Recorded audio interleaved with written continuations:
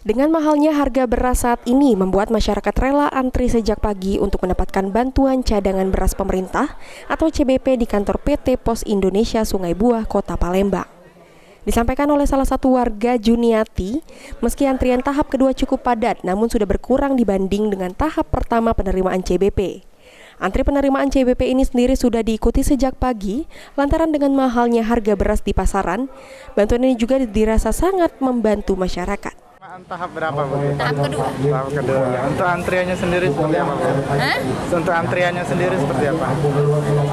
Ya jadilah agak lumayan ini tahap kedua ini. Tidak do anunya kan. Tidak ada terlalu ramai dari sebelumnya, Bu. Ya, Tidak bisa diatur. Kalau untuk kedua ini, Bu, bantuan yang kita dapatkan apa aja? Hah? Untuk bantuan yang kita dapatkan. Apa? Yang kita dapatkan ini bantuannya apa? Beras.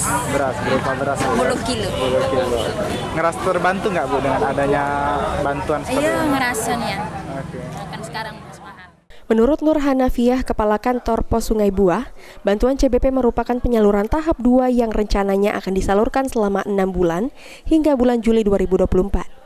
Ada sebanyak 1.941 keluarga penerima manfaat dan untuk warga di Kecamatan Kalidoni, Sematang Borang, dan Banyuasin 1 akan disalurkan dari tanggal 26 Februari hingga tanggal 1 Maret 2024. Total beras yang dibagikan kepada masyarakat ini, Kak, tahapan kedua ini? Setiap tahap itu tidak berubah 1.941. Seluruh kecamatan Kalidoni, Sematang Borang, sama satu lagi Banyuasin 1. Itu paket atau ton, Kak? Ton itu 1.000 itu berarti 19.000 ton berarti kalau berasnya.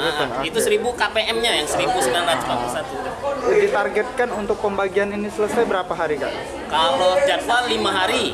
5 hari target 100%. Kalau misalnya memang belum sampai, ada jadwal ulang lagi. Berarti ini hari pertama, Kak? Hari pertama. Eki Saputra, PAL TV.